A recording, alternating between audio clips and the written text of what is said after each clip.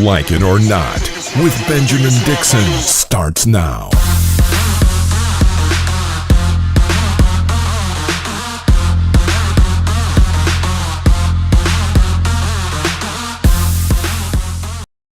Welcome to Like It or Not, where we're free to tell the truth and not care who doesn't like it. I'm one of your hosts, Benjamin Dixon, as always, joined by my brother from another mother, James Bubba Williams, also known as DJ Exclusive. How you doing this morning, brother? Morning, I'm good. So how about yourself? All right. It is an early morning as always, and we have a lot of news and politics to cover.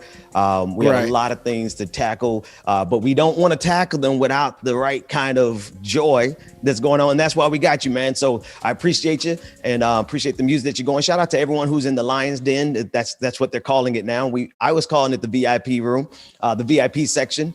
Trying to conjure up images of, when we used to party back before COVID. But somebody said that that's not the best way to title it.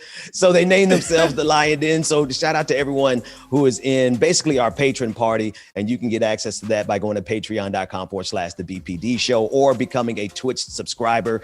Good morning to everyone in all the different chat rooms. Before we get started this morning, make sure you greet somebody because we're in the middle of the pandemic and there's no telling how many people are at home by themselves and could use somebody to say good morning. So James, good morning, man. Absolutely. Good morning, Ben. Good morning. I appreciate that. How you holding up in all this cold weather? I'm good, man. I'm like a bear. I hibernate, so I'm good. I love it. I feel that a lot of people aren't doing as good around the country because we weren't prepared for it. We'll be discussing that. I'm also excited this morning. We'll be joined later on by Aida Rodriguez, as well as a couple of other guests that we have coming on to discuss the issues. As always, Rebecca Azor will be back tomorrow. So for everyone who is wondering and looking for her face, she will be in the place tomorrow morning with the rest of us. James, I get the feeling sometimes people don't even come to see me talk about politics. They just come to see Rebecca talk about whatever Rebecca wants to talk about. So, but I'm not, I'm not jealous. I'm not jealous at all, but she'll be back tomorrow morning to join us for the rest of the week and going forward. That said, we've got a whole lot of news to cover and we want you to participate. You can go and download the Voices app by Action Sprout. And that is the way that we're going to be moving forward, give you an opportunity to give us your feedback and your takes, even if it's in a video format. You can send us a video of you discussing the topics. We'll have an image later on in this episode with the code. You need a code to access our community, the Like It or Not community. But what we're creating is interactive media where the audience gets an opportunity to participate and the audience gets an opportunity to give us feedback in real time. And I think that's one of the dopest things about doing this independent media thing. We're not just talking to you. We have a conversation going on with you at all times. So go to your app store, whether it be Apple or Android, God forbid, go download Voices by, I'm going to get in trouble with this Android thing. Like I simply do. I simply don't know how people can use it. Like once you get used to a particular format and, style, like people can't come from Android to Apple very easily. And I certainly can't go from Apple iOS over to Android. But either way, both apps are available for you to download for Voices by Action Sprout. And that way you could join our community and we will give you the access code throughout this episode as we go. Yes, sir. That said, let's cover some news. You guys ready to go? Let's rock and roll. So on Monday, due to extreme winter weather, more than 2 million homes and businesses were without electricity in Texas. According to the Electric Reliability Council of Texas, the agency that oversees the state's power grid, outages began at 1:25 a.m. and are expected to continue throughout the day today. Harris County Judge Lena Hidalgo, residents, if they start losing feeling in their hands and their legs, and she detailed the symptoms of hypothermia to her constituents so that they could be aware of what they are going to potentially face in these frigid temperatures as their power grid in Texas was not able to handle the demand. Now, to be sure, only 5% of the total electricity outages were caused by the storm. Only 5% of the outages were caused by the storm, while millions of people have been disconnected from their electricity because the statewide electricity demand exceeded supply. In other words, the state was not ready for this event, not because of the snowstorm. Now, the snowstorm did not make it any better. The snowstorm did not create conditions conducive to a better outcome, but the state of Texas was not prepared. This loss of power has impacted the state just beyond heating, right? In Harris County, public health facility officials were forced to scramble to distribute 8,400 COVID-19 vaccines doses before they spoiled due to lack of refrigeration. 6 people were hospitalized in Northwest Harris County for carbon monoxide poisoning. The fire marshal in that county said the following, said investigators found a charcoal grill that was being used indoors. So it's a compounding confluence of factors that are making conditions in Texas really dangerous for a lot of residents of Texas. Fort Worth officials issued a water boil notice on Monday afternoon for the north part of the city, citing multiple power outages at the Eagle Mountain water plant. Making matters worse, forecasters predict another winter storm is going to strike the region Tuesday evening into Wednesday. So this is just beginning. The White House also issued a state of emergency, a federal emergency declaration for the state, and Republican Governor Greg Abbott, who requested the declaration, thanked President Joe Biden for the declaration. So there's a lot happening in the state of Texas. Anyone who is watching or viewing us from this area, we hope that you are in safe conditions. What bothered me, James, about this is that being unprepared like this really means that the most vulnerable in these communities are going to suffer and potentially not make it. Here in Atlanta, every winter, there's so many Americans, Atlanta residents, who die from exposure and hypothermia when it gets cold here in Atlanta. And unfortunately, this kind of situation is going to happen in Texas because we don't have a system that's structured to actually take care of people in these types of crises. And so for the judge, Harris County Judge Linda Hidalgo, I appreciate her warning, James, but if we got to warn our residents and our constituents that because of our power grid and the excess demand cannot meet the supply, so shout out to capitalism for failing in this moment. But if we got to warn our constituents that they need to call 911 if their legs and limbs start becoming numb, I think that perhaps we should be preparing as a nation to insulate our infrastructure, for lack of a better phrase, to be able to handle these types of situations, because let's be sure these storms are only going to increase in intensity because of climate change. But we're dealing with a nation where half of the people in this country don't even believe climate change is real. And then we have another half of this country, the same half, who believes that we can continue existing in this fossil fuel system where we simply are not moving forward on solar energy or any renewable energies. And now we're seeing that the shortage in Texas is not just a result of the storm, but the shortage in Texas is actually a result of supply and demand. I want to read on your screen a tweet from a congresswoman, not even from Texas. She's from Colorado. And this is what this Republican congresswoman said. She said, rolling blackouts from North Dakota to Texas have turned into lengthy power outages in freezing conditions. Biden needs to lift his oil and gas ban as we need reliable energy sources. And then she said this, the Green New Deal was just proven unsustainable as renewables are clearly unreliable. The gag is this, we haven't even instituted the Green New Deal.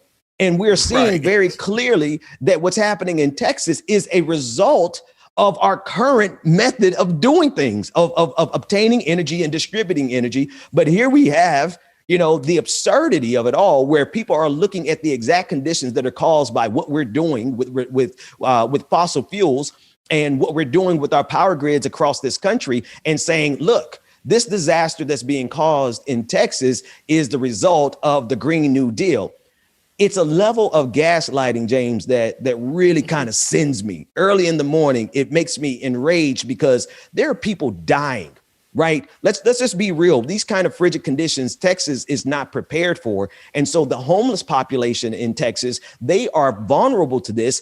And if we have a system that does not prepare to at least take care of homeless and unhoused people in these type of circumstances, if we don't have a system that is prepared to handle the supply, or rather the demand for electricity, and we're blaming it on the solution, then to me, it's like Texas, along with America, is doing everything that it needs to do to literally destroy itself in this moment. And the people, James, who are going to be hurt the most are the people who are the most vulnerable, the people who can't afford who don't have housing, the people who can't afford to go to their friend's house. Like, they don't have any place. And so they're left exposed to these type of conditions. And this is not just happening in Texas. We see this repeat itself across the country all of the time. Right. I don't know, man. What are you feeling about this situation where, like, the real humanity of it, right? We're playing games with people's lives here. What are your thoughts, man? Yeah, very much ill prepared. The situation in Texas has been bad, and you would think that they would have started getting ready or doing those preparations ahead of time. They're saying a lot of the outages come from the turbines that they have there. They're frozen, so they're not generating as much electricity as they would. Right. But even still, if we knew this was going to happen, we always have backups in place to make sure everything goes good. It just seems like that wasn't done. I'm not sure if you saw last week, it was like almost 100-car pileup in Fort Worth, where 6 people lost their lives. The most horrific accident I've ever seen. And this just goes to show we have no preparation, no infrastructure. Atlanta got smart once we had our ice storm and people were stranded on the highway. 1 inch of ice, dude, and it looked like total apocalyptic Atlanta. It looked like The Walking Dead. It literally did. It just goes to show that as America, the money is funneled elsewhere, and it doesn't go to the infrastructure and getting things together like we need to have done. And what happens in the long run, people that are without power, without energy, they're freezing, they're dying, hypothermia in their own damn home, which makes no sense. This family of 6, they were trying to stay warm, so they lit a charcoal grill in the house. It's just disappointing, and you would just think that cities would do much better, but that's not the case. That's not the case. Listen, when the snowpocalypse happened in Atlanta, and by snowpocalypse, I mean 1 inch of snow. I was living in Boston, Massachusetts at the time, and we were dealing with, like, literally piles of snow that were like 6 or 10 feet high. But you're right, being in these states are unprepared. And it's not just about preparation, right? It's also about the mindset towards renewable energy, the Green New Deal, and climate change, because we're ignoring this stuff, right? We're plowing headlong into a disaster because we have leadership who doesn't respect, right, truth and fact and reality. Right. But they go with whatever conspiracy theory. Right. We see so many absurd takes and so many examples of blaming the actual solution to the problem. That said, and I mentioned Boston, I want to bring up a friend of the show, my friend Aida Rodriguez, who was born. I just found this out, born in Boston, Massachusetts. And she was a finalist on season 8 of NBC's Last Comic Standing, 5-time host of the Imagine Awards, and often appears on TYT, where I met her wonderful work. Aida Rodriguez, how are you doing this morning? Thanks so much for joining us so early. Welcome. I'm good. I don't sleep. Do you see? We don't have your where audio. It's possible you might be muted on, but we'll let we'll let Dwayne take that. Okay, great. I couldn't hear you, but now I can hear you. Good morning again. Thank you for joining me so early in the morning. How are you? I'm good. I tell you, I don't sleep. Do you see the country we live in? I mean, It's hard to sleep. It's hard to, I come from people that came from other parts of the world thinking that America was it. And I was like, y'all should have stayed home.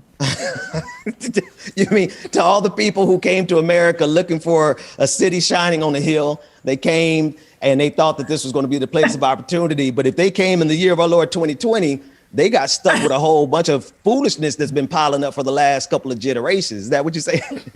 Yeah, You know, it's funny because America has the best marketing department, right? The Corporation of America has the best marketing department, and they sell this bill of goods that this is the country of opportunity, the land of the free and the home of the brave. But they're only talking about one specific group of people. It's not talking about all of us. And so a country that was built by immigrants on the back of immigrants, you know, by the kidnapped, it's amazing to me that we are still in awe when America does America. When America does America, that's depressing, but you're right? I mean, we when you think about the fact that America has shown us in my lifetime, I can't vouch for it. Like, I could read about it and see what we were doing in previous generations. But for the 40 years of my existence, America has been on this collision course with ignorance, with stupidity, and downright denial of truth and reality. And I feel like 2020, the pandemic, I think it's a perfect example of how we brought this on ourselves. And when I say we, I don't mean the marginalized people in this country. I mean the powerful in this country. But all of us have to suffer as a result of this madness, this absurdity. We're approaching 500,000 people dead from COVID-19. So I understand if like you said, you're not sleeping because that's the reality of what we face in this country. It's just we're on a collision course. What do you think? You know, it's funny because it's really sad that this country has the potential to be great. So let's not just speak from the ungrateful. I mean, look at all the great work that the ancestors of Black people did in this country in building. I mean, one of the greatest, you know, structurally. I mean, I've been all over the world, and one thing you can appreciate in America is the plumbing. I mean, if you go anywhere else in the world and you use a bathroom anywhere in the world, you'll be like, yo, home, we got good toilets. That's one good thing we got over there. Right. But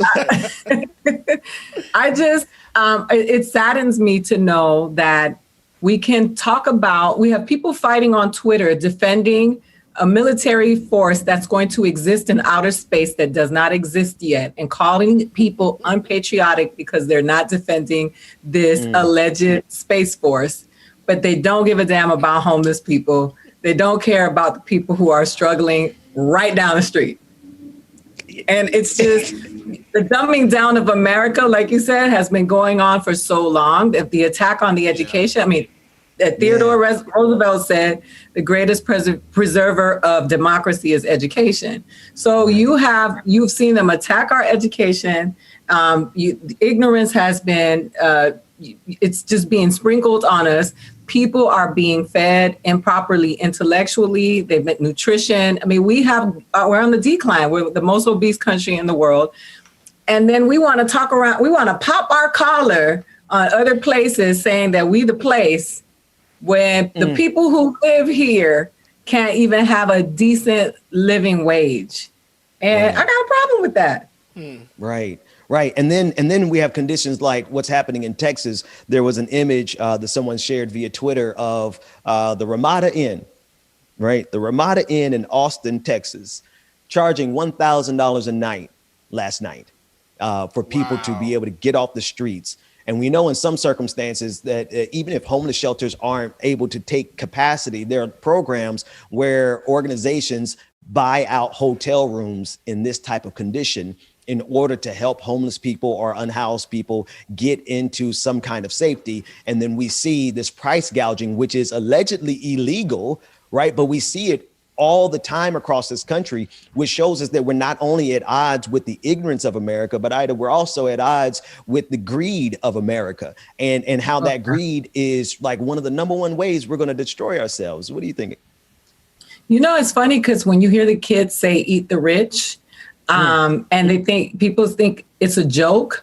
How much longer do you think you're just going to keep doing people the way you've been doing them and there will be no revolution? Like how much longer do you think you're going to continue to treat people like they are less than and they're not going to show up?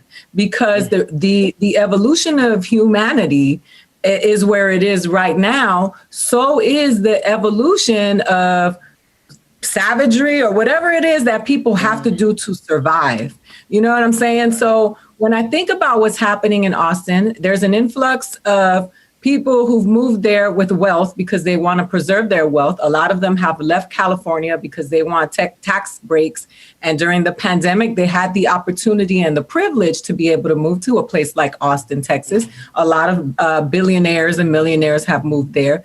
You would think that they would employ their humanity to look out for the people that are in that city. I mean, I was in Austin in October, and I left depressed with the homelessness that I was faced with. Not that I don't know it exists. I used to be homeless, but just to see that the faces that I saw, the majority of the faces were Black, and they are right around the corner from all the happening stuff in Austin. And to just walk past those people and not see human beings who are, I mean, they are a direct result of the toxic capitalism in this country. It's just appalling. And so I'm just saying what is happening right now, it is a cleansing, if you will, because we are now being exposed, the majority of us. Before, many of us knew what was happening, but now a lot of us are seeing what's happening, and there's a cleansing. The dirty laundry is being aired. And what's going to happen is that people are going to start reacting to that because they have to survive. And we can't continue to just watch the children of the descendants of the slaves from Africa that came here by way of the Caribbean, that have been here to build this country, the descendants of the natives, the First Nations people of this land and all the other lands that were colonized. And you have to look at this from a global perspective because this is happening around the world. At some point, the people who outnumber those who are feeding off of us and have been for so long are going to turn around and say, "Hey, there are number and power. There's power in numbers. We are done with this. We're tired of this." And at some point, it's just going to get ugly. So I don't understand where the rationale is, because nobody's immortal, not that I know of. So, you know what I'm saying? Like, if you know, they're playing with their lives. They're not playing with their lives.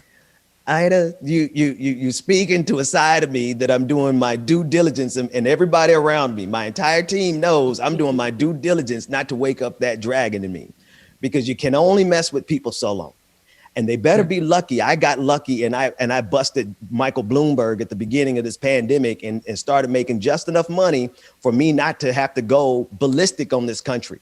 Right. But their family, their people, their fathers and mothers who are having to make this calculus that you're talking about. Right. They're trying to figure out how they're going to feed their kids.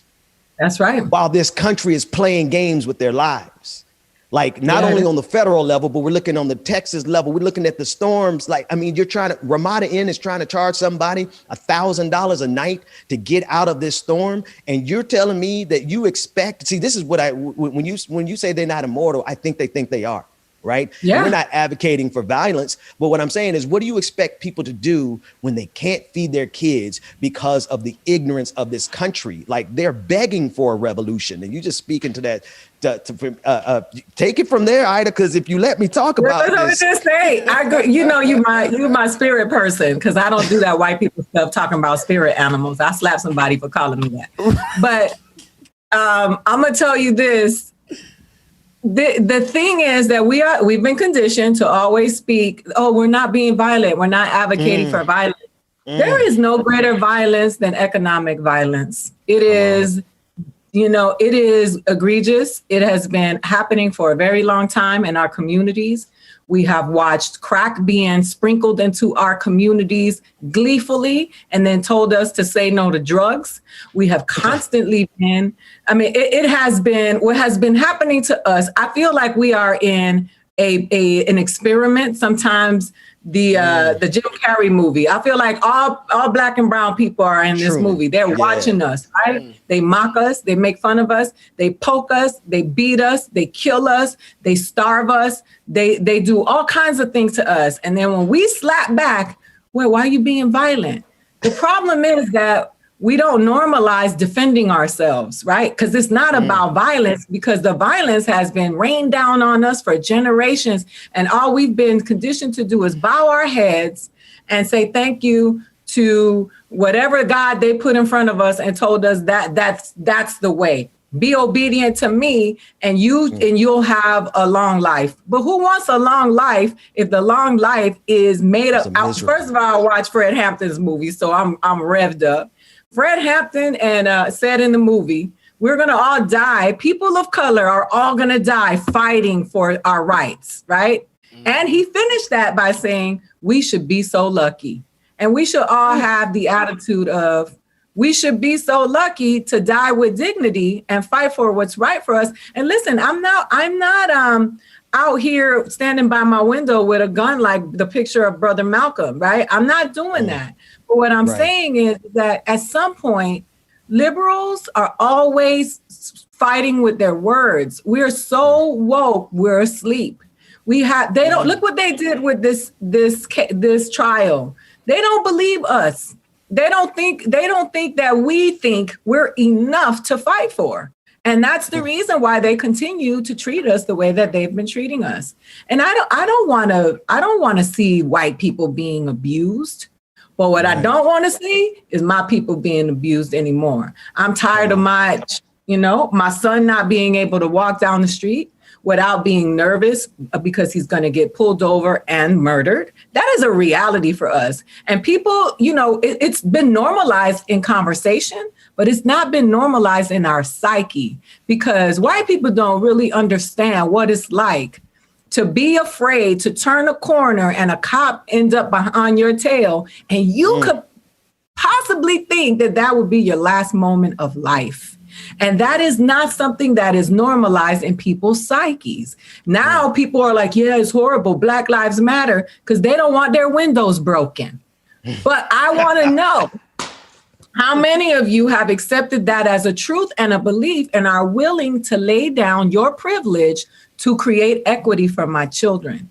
And at the end of the day, many of us who have gotten out of the conditions that many of us come from are now waking up to the fact that we have to throw the rope back and we got to create a way and another underground railroad for our people because they're not going to do it for us. Oh boy, I might throw I got the entire lineup here for the entire show. Producers, I appreciate everything that you all did. But Aida is speaking to my spirit here. And as such, we better take a break real quick, James. Play some music for us to soothe our soul. When we come back, I actually do want to talk a little bit about the Fred Hampton movie, just briefly, because I think it segues into all the rest of the conversations we're having this morning. We'll be right back with more Like It or Not after this.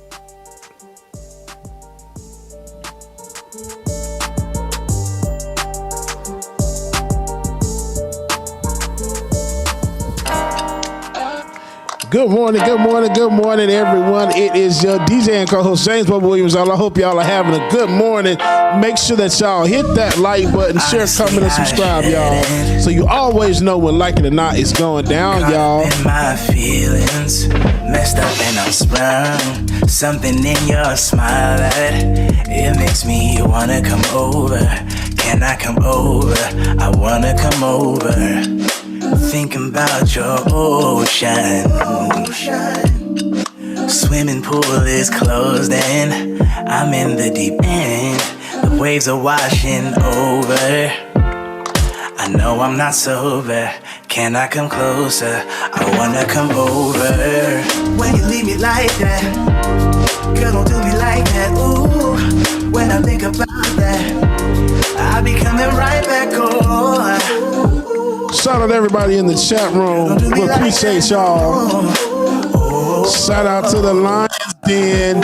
Tira, I appreciate you. I know you wanted some closure. You said you wanna move forward. I know we're not done. I'm thinking about our moments. I know I'm not sober. Can I come closer? Rebecca! I miss you too, lady.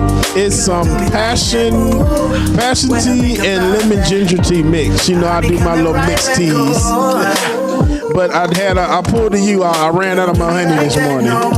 Stilettos, what's up, sister? Afraid not, I see y'all. Love y'all, my Lion Squad. I like that. Shout out to the Lions Den. I'm coming over. You know what's up, leave me like that. Stingy, I appreciate that. Talking to my mirror like I love you so much. Infinite content, what's going on, Courtney? I appreciate that. You can't kill my confidence, I think I'm the man. Tally all the I ever gave on my head. Lately I've been living like I can't take a loss. Mara, what's up? It's Genesis. Yes, it is. You can't kill my confidence, I think I'm the man. Brenda Johnson, good morning. Good morning, mama. Back again like flu season. I broke records while loose leafing. I'm coming down my roof, leaving. Don't give a fuck, I don't care. Did the by my lonesome. No wonder now I'm on one. No shortcuts on that long run. All I really want is my share. Get him, I got him, I told him it's nothing. End of discussion. Black Sky Blue Days. Yeah. I love Lions too. Leos. Not in the least. They ain't been dropping no seeds in the sun, but I'm just playing. Love my Leos. I've been on go mode, show mode, showboat, rowboat, wave ride. Cool Left is best. What's going on? Party wet for the face ride. Annie up, penny down, hand me down, thrift store, old drip. New money, too funny. Oh, shorty talk about oh. I'm on they now. Can't get a pass now. I'm a cash cow, keeping it brash now. It's trash now. Y'all make sure y'all hit that like button. Even on highs, you see in the skies the proof. You could just see in my eyes that there is no lies. I cannot disguise the truth. Hi, my niece Sarah. Uncle Bubba loves you. Couch with my chucks on, get the on with that. I'm big cool on the small chat, cause I know now that I'm all that. Got a hot guy on the ball cat, get the out of my face. Talking to my mirror like I love you so much. Curving on my critics like I heard you, so what? You can't kill my confidence, I think I'm the man. Tally all the I ever gave on my head. Lately I've been living like I can't take a loss.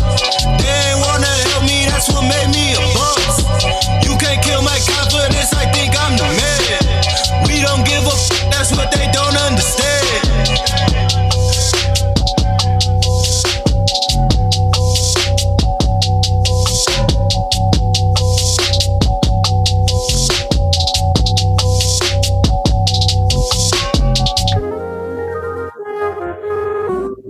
So conscious. Crazy, huh? Crazy. Nick, what's going on? Good morning, y'all. Good morning, good morning, good morning. Jimmy Neutron, what's going on? Bohemian Bubba. I appreciate that. I was shot by Cupid. Say less, but every now and then I drop my 2 cents. Tunnel vision could y'all hit them likes. Make sure that you are hitting that like button. Movement. Don't ask Hit what we the doing. like Just know we always keep it moving. Hit the like button. Hit the like button. Hit the like button. Into the game, you don't see me rocking chains, cause I think that is lame. All my brothers getting slain from the police, blood stains leaking on the concrete. All my aunties always warn me to stay up off the street. Shout out to everybody that's joining us in the chat room, y'all. I appreciate y'all so much. Constantly finding ways to level up my mind state. Ain't no justice for us, you could peep it in the crime rate. I left behind all those trying to set me up like a blind date. That duo sizzle just like a hot plate. Zooming on the Jackie like we got weight. I mean, it's just a few grams, but I got faith, cause I was born into fate. Welcome back. Welcome back to Like It or Not. The conversation is going to take the turn that it needs to take, because I'm gonna be honest with you, like I struggle on a regular basis with the fury of knowing the truth. And by the name of your current show that you do is Truth Serum. And so here you are, and I want everyone to go over and subscribe to her channel, Facebook, Twitter, all those things, YouTube, because sometimes the truth gets you in trouble, right? Oh yeah. And it telling the truth, and this is why we call the show now Like It or Not, and we tell the truth whether they like it or not. But if I were to be perfectly transparent, there are obviously some truths that America can't handle. Because as soon as we start speaking them, they start killing us, right? Oh yeah. Ask Fred Hampton, right? You watch the movie, and I'm going to watch it because I'll be speaking with our comrade Rosa Clemente on Friday specifically about the movie and the legacy of Fred Hampton, which she so diligently has worked on. But they leave it to us, as you said off air. They leave it to people like you and people like me, this show and all of our different, programs where we're speaking truth to power. It's the expectation that we are going to be the ones to jump into the fray and solve these problems, right? There's a cabal of people who look at what's happening around us and they say, oh, that's pretty bad that's going on. Hashtag Black Lives Matter. Now, what are you going to do about it? But the truth is that they leave us out here unfunded and alone, fighting these fights that historically have killed Black and brown people.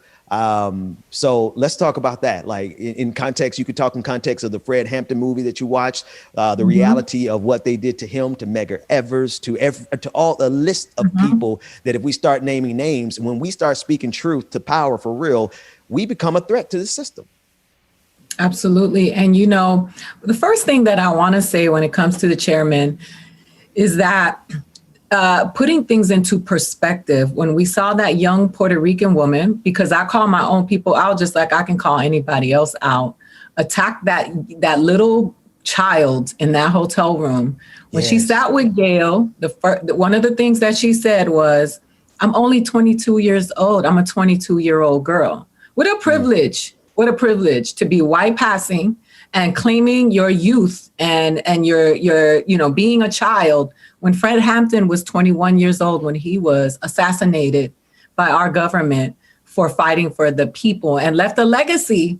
The chairman left a legacy of an adoration for Blackness and unapologetic stand to fight for the humanity of our people, right? And so when I think about this country and its history, we've bought into this fear for so long and continue to live with this proverbial foot on our necks.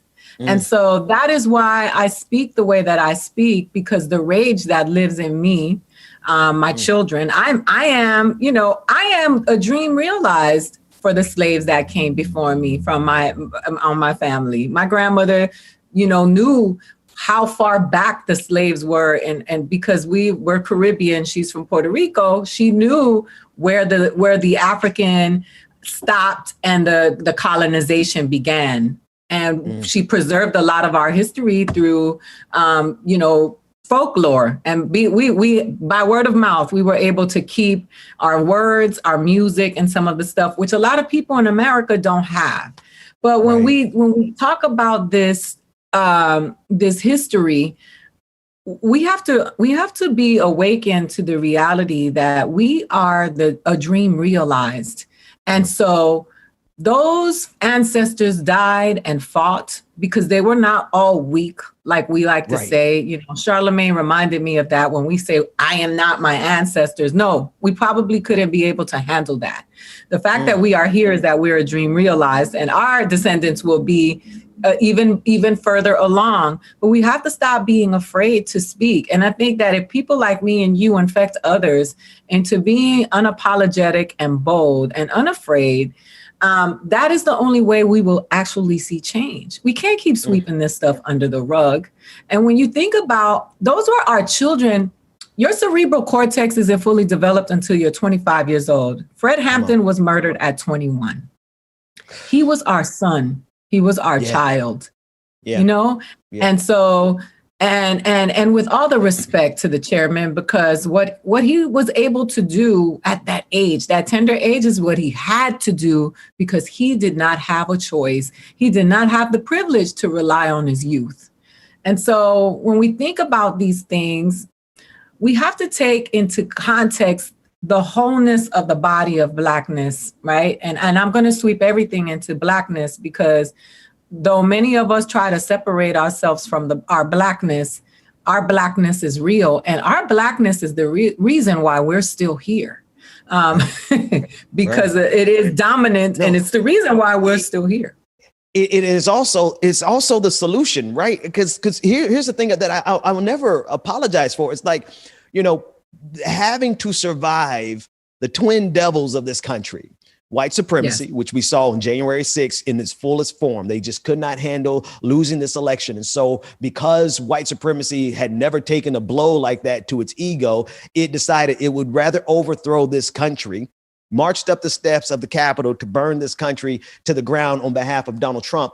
But Black people, we've had to survive that, as well as capitalism. When we saw in Austin, Texas last night, right, the so-called supply and demand jammed the prices up to $1,000 a night. And that's not just Black people who have to pay that price. Like, you have poor white people, homeless, unhoused people in those areas who are suffering. But Black people have had to survive both of these evils.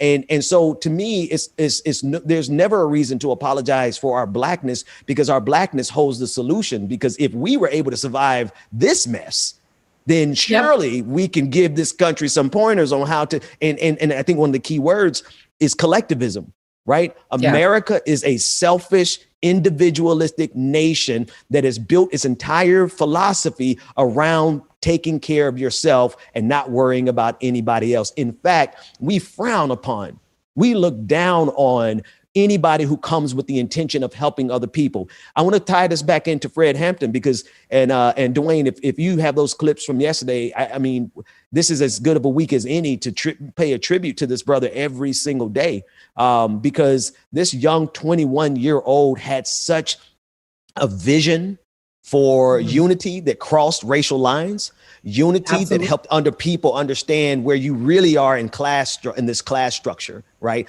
Because I think a lot of people fool themselves because that they can look nice on Instagram. They think that they're balling, but in reality, the people who are really out here balling are the ones who are stealing all of our excess value from our labor, right? The people who are exploiting capital, exploiting labor on behalf of capital, right? The billionaires, the Jeff Bezos and the Mark Zuckerbergs who've made billions upon billions in this pandemic while the rest of us are struggling. Like I know you look fly on Instagram, but the reality of it is you're in the same struggle as we are. If you need your labor, if you have to wake up and go to work for anybody or anything, you are a laborer. And Fred Hampton, I mean, he understood that at an age that, I mean, it blows me away. 21 years old. We should be lucky. We should be so lucky. We should be so. These are the same clips I played yesterday. We'll get even more clips, but let's play these first couple of clips of Fred Hampton, and just so that you can see why we are so in awe of his legacy, and why we should celebrate him the way that we're going to celebrate him now for the rest of this week and going forward. Let's play the first clip. That's saying that no matter what color you are, there's only two classes, and that's saying there's a class over here and there's a class over there. And the reason that this class over here has never did anything to get this class off its back, because this is lower, this is upper. This is the oppressed, this is the oppressor. This is the exploited, this is the exploiter. And these people in this class have divided themselves. They say, I'm black and I hate white people. I'm white and I hate black people. I'm Latin American and I hate hillbillies. I'm hillbilly and I hate Indians. So we fighting amongst each other.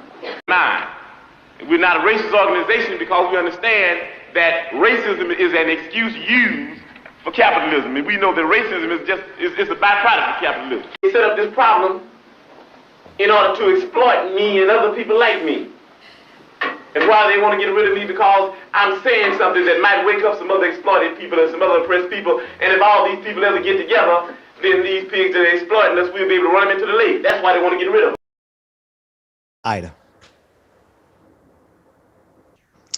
I'm speechless. You know, I think about the young lords, my people, and how they participated in this movement, and just the understanding that this racial reality, which has always been the greatest distraction, because it's the greatest distraction, and it is also the greatest reality, because the mistreatment of Black people in this country is not a figment of our imagination, but it works as a function as maintaining this toxic capitalism that keeps us all down.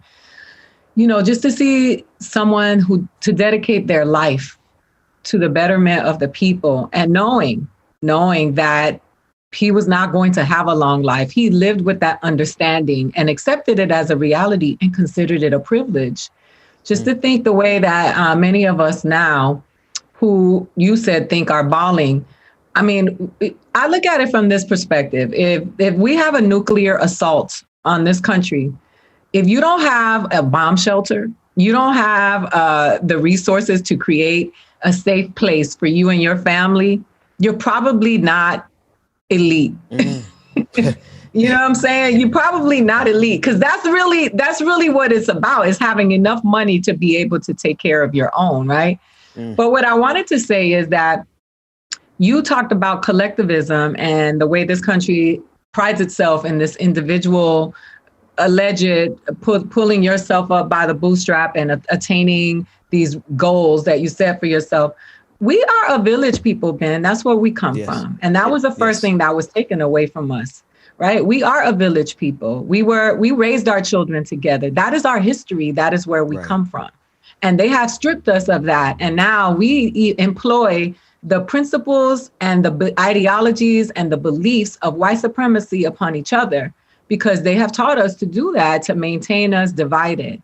But people of color throughout the world are a village people. And anywhere you go in the world where people are melanated, the grandmothers are revered and lauded, as well as the children are protected and cared for by the entire village.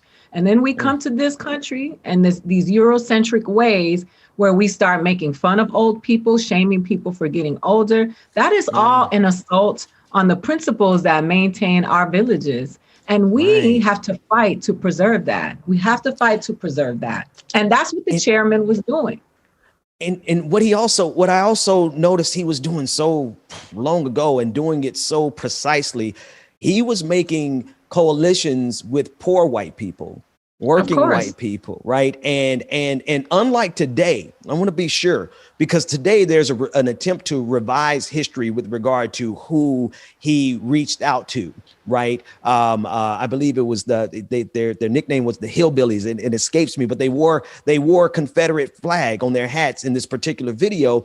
And so because of that, you have people in 2020 and 2021 saying that he was willing to work with racists, when in reality, those boys wore those hats because they were anti-racist and they wanted to connect with their community to get rid of the racism. There was never any triangulation or bipartisanship between Chairman Fred Hampton and racism. Right. And so what they're doing today is they're trying to revise it for this thing that we see online, right? On Twitter, we say everybody who wants us to line up with the right and align with like the Proud Boys, entire video channels of so-called leftists saying that we should align with these fascists. And then they're co-opting the name of Fred Hampton to do those things. Could you just speak on that real quick before we go to another break?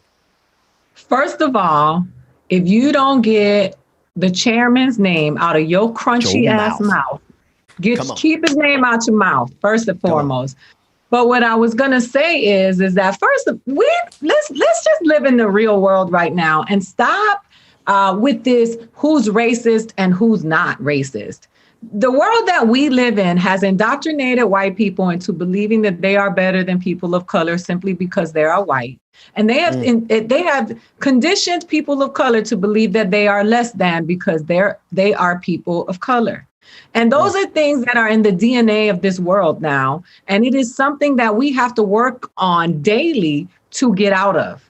So when we say, when somebody points out that a white person is racist, I say to you, yeah, okay. Because they've been indoctrinated to, this is part of the work. This is part of the play now. And these people who walk around saying, well, I'm not racist, or this person isn't racist.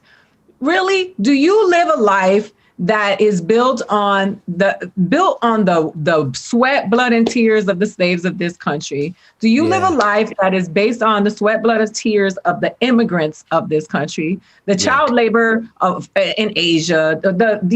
Are you living a life that is made up of, yes, you are racist, and unless you are willing to put your privilege down and saying, I will die so that a Muslim person can walk down the street without being attacked, so that an Asian old man doesn't have to get murdered, so that Black people can get what they are due in this country, so that immigrants in this country do not have to hide their illnesses for fear of being sent back to countries that were destabilized by this government in the first place and don't want to die at the hands of violence. Until you are willing to do that, then you are enjoying the fruits of white supremacy and therefore employing racist views towards the world.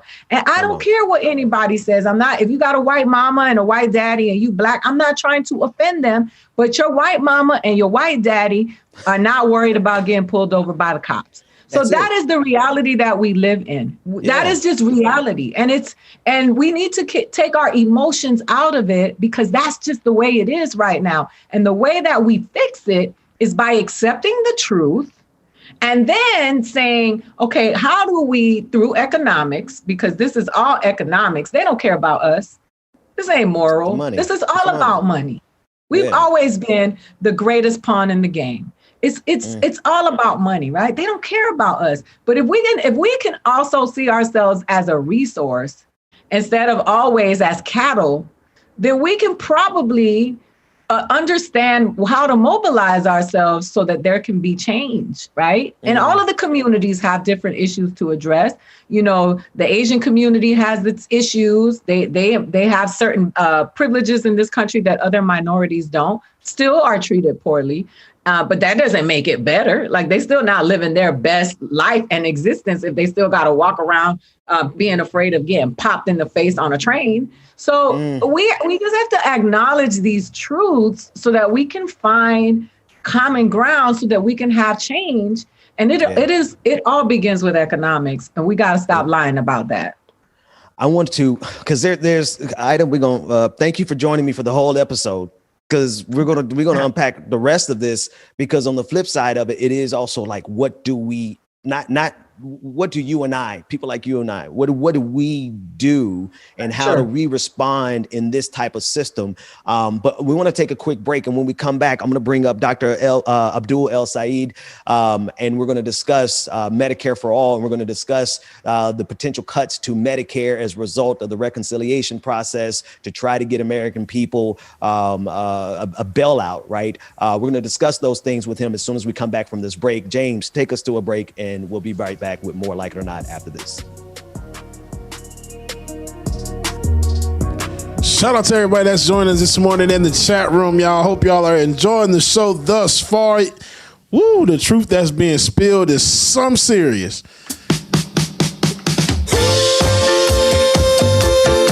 New music for y'all. I can't stand being.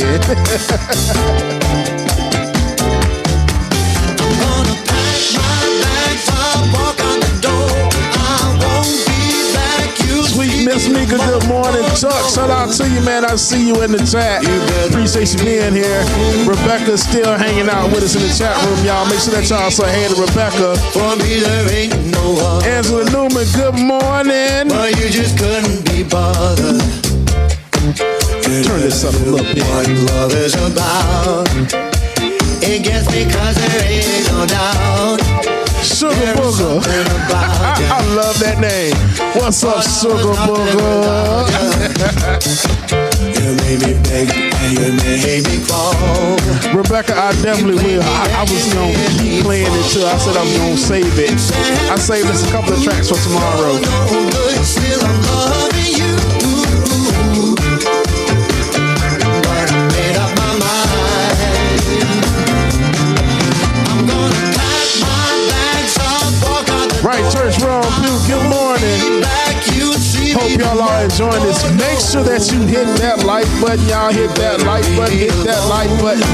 And while we at it, you are liking this track, go ahead, drop them lions in the chat room, wherever you are. Drop them lions in the chat if you feeling this track. Last couple of days, it sure is, isn't it? I'm gonna miss you, but I'll be gone. You know I don't wanna fight ya, but there is something about ya that makes me wanna scream and shout. You left me hanging down and out. I think you never leave me, but you cheated and deceived me. You never cared for me at all. You had me at your beck and call. It's true, I'm a sucker for you. You're no good. Now, hey, what's going on, sister?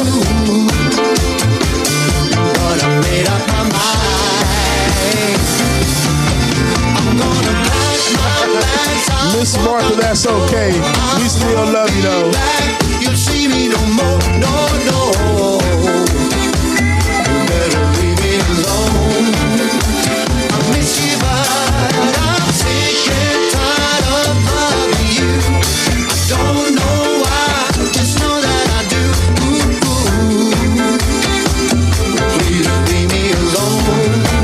I'm gonna miss you, but I'll be gone. That was "I'll Be Gone" by Nikki G, y'all. That was a dope track. I must say, I love that one. So good in my sweater. Here's my favorite weather. Got another track coming up for y'all during our next break. Just gonna let somebody just sing to you. Dope track, I must say. Yeah, wish we could stay here forever.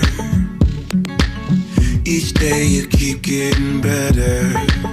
Gotta love you close, and I need you close. Shout out Lori Huff, we appreciate your super chat.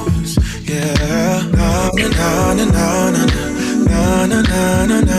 Every day, look away.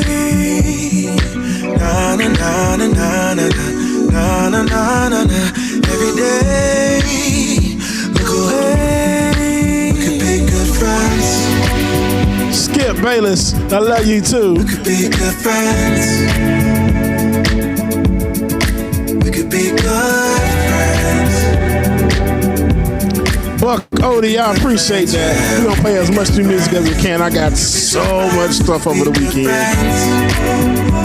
So this week is all new music week. That's the whole goal.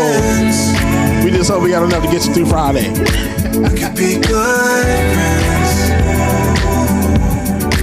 We could be good friends, yeah. We could be good friends. We could be good friends, yeah. Each time you leave me, it's harder.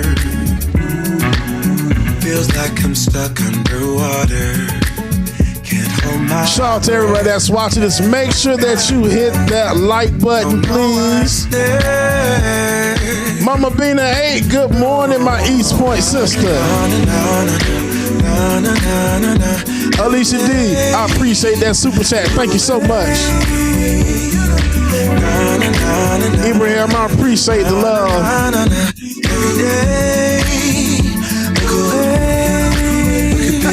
David Morris, yes sir. Lion Posse. We could be good friends. We could be good friends, yeah. We could be good friends. We could be good friends. We could be good friends. We could be good friends. We could be good friends. We could be good friends, yeah. We could be good friends. We could be good friends, yeah. Na na na na na na na na na na. Every day, look away. Na na na na na na na na na na na na. Every day, look away. All right, ladies and gentlemen, coming back to the screen, we have the one and only Benjamin Dixon, y'all. Y'all give it up for Ben. Hey man, those songs, I appreciate you, James. That music actually helps me get from one segment to the next because the news that we have to cover oftentimes has me ready to throw my camera out the window. So I appreciate you, man. Right. I'm excited. I'm excited to be joined by Dr. Adbul El-Sayed.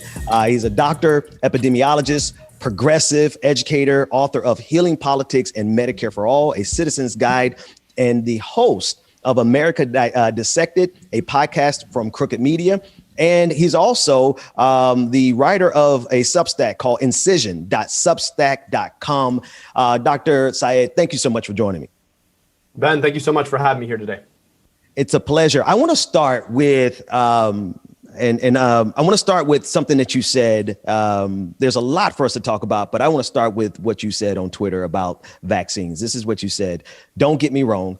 Vaccines are the most powerful tool in our public health arsenal right now, but they are not and were never the tool. Instead, vaccines are one tool among many that must be used together to bring this pandemic to its end. And the reason I want to start there is because in our communities, communities of color, particularly the Black community, like we have an aversion to the idea of taking vaccines in the first place. Right. One of the number one arguments that I have with some family members and definitely a whole lot of friends is whether or not we should take this vaccine. There's a broader conversation to be had. But once you tweeted that and once you stated that, I felt like we should discuss that portion of it. What are your thoughts with regard to the vaccine and the fear that's present in a lot of communities of color, particularly because we have justified fear because of the history of this country? How do we overcome that to use it as the tool that you say that it is? Yeah, Ben, let me tell you, I used to be the health commissioner in the city of Detroit, and my job in the largest majority Black city in the country was to empower people to make the best choices when it came to their health. I believe deeply that vaccines are part of that choice. And the reason why is because they've had a huge success in saving lives, particularly when it comes to diseases that disproportionately affect Black and brown people. That said, we have to acknowledge the fact that we can't just sit here and say, trust the science, as if the science hasn't exploited Black folks throughout the history of this country, just like every other major establishment has.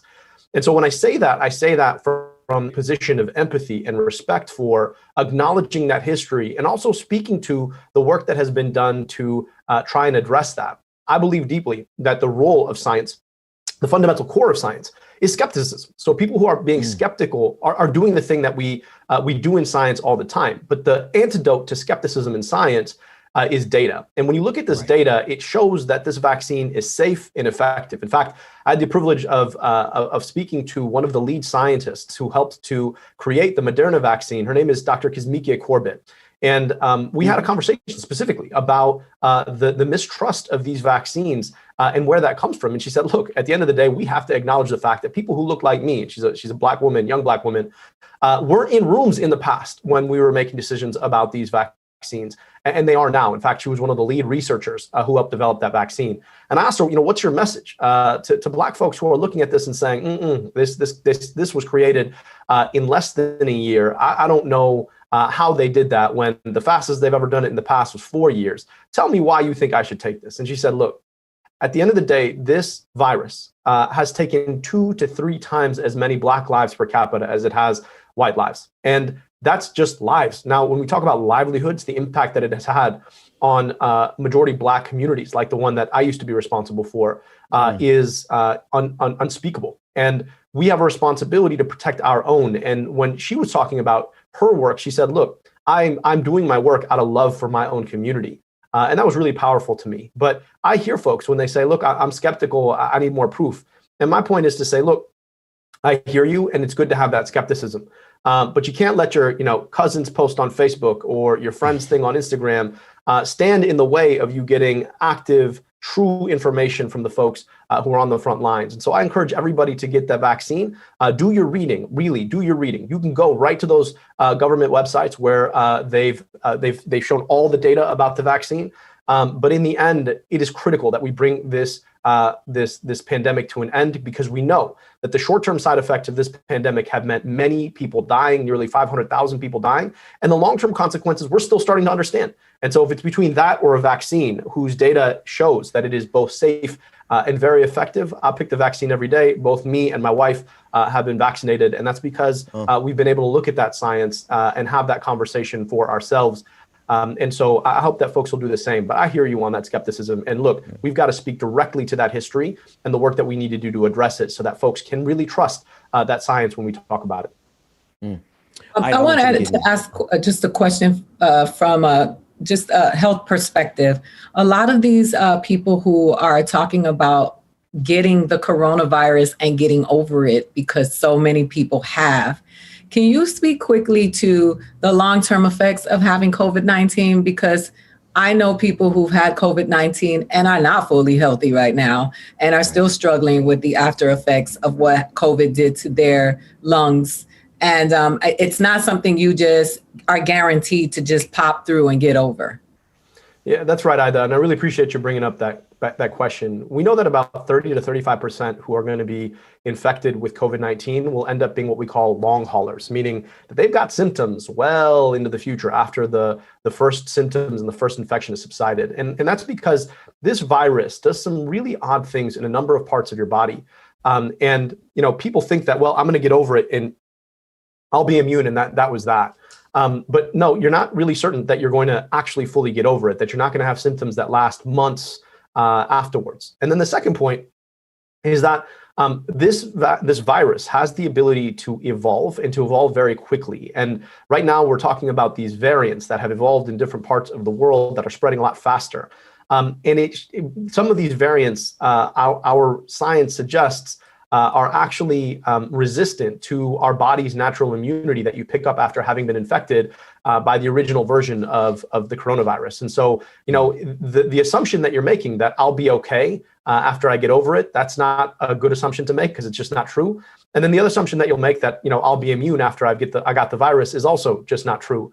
So the key thing that we have to do right now is to protect ourselves from this infection. And the best single way to do that right now, aside from doing the obvious things like wearing masks and physically distancing and following those protocols, is to get a vaccine. And so, to me, I just try and take this really rationally, which is you're thinking about a set of trade-offs, costs and benefits. And the costs of the coronavirus vaccine are very low and the benefits are very high, whereas the costs of getting the virus itself are very high. And the benefits are nothing. So to me, it's an obvious trade-off. Let me follow up with what you were saying on your Substack. Again, your Substack is incision.substack.com, and encourage everyone to go and subscribe to it so that you can get this kind of information. So you've taken the vaccine and you understand the suspicion that communities of color, particularly Black folks, we have a long history of this country taking advantage of us, using science to vilify us in some ways. But you understand that suspicion, and I love the way you justified it. You said skepticism is a key tenet of the scientific process, right? But the resolution to that skepticism has to be the data. I appreciate that. You said on your Substack that vaccines are not the only tool in ending this. And I'm wondering what other tools did you have in mind? Because we just got done with a conversation about collectivism versus the individualism in this country. And I feel like one of the biggest things that we could have done was simply wear a mask and self-quarantine and stay at home, those type of things. Is that what are you referencing that, or is there a whole nother set of tools that we should also be aware of? No, Ben, that's exactly right. Look, our public health infrastructure, and for reasons that have everything to do with corporate profits in the healthcare industry, our public health infrastructure was anemic at best when the coronavirus hit. And we were unable to do those basic collective things like wear a mask because it's better for me and the people around me, or maybe forego that extra engagement with someone or that visit to someone's house because, well, we've got a really active viral pandemic going on. Those kinds of collective interventions are critical. And what we're seeing right now is that, thankfully, cases are on the decline, hospitalizations are on the decline, and deaths are on the decline. But the problem with it is that less coronavirus is not the same as no coronavirus.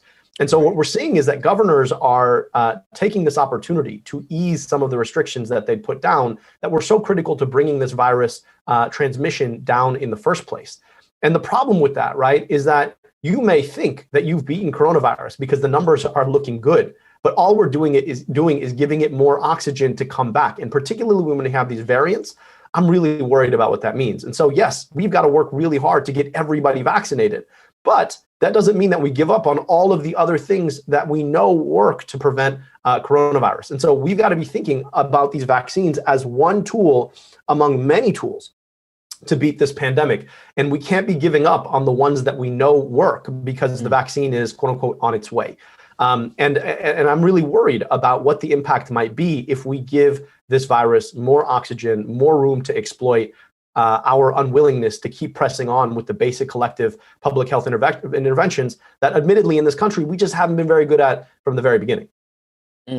And this connects directly to your work because you're a fierce advocate for Medicare for all. And as you speak on the the fragility of our infrastructure here, our medical infrastructure. Speak to your efforts to push for Medicare for all, because I think that's something we all agree on, that in a country as wealthy as America, like it only makes sense that we would have a healthcare industry that is not driven by profits.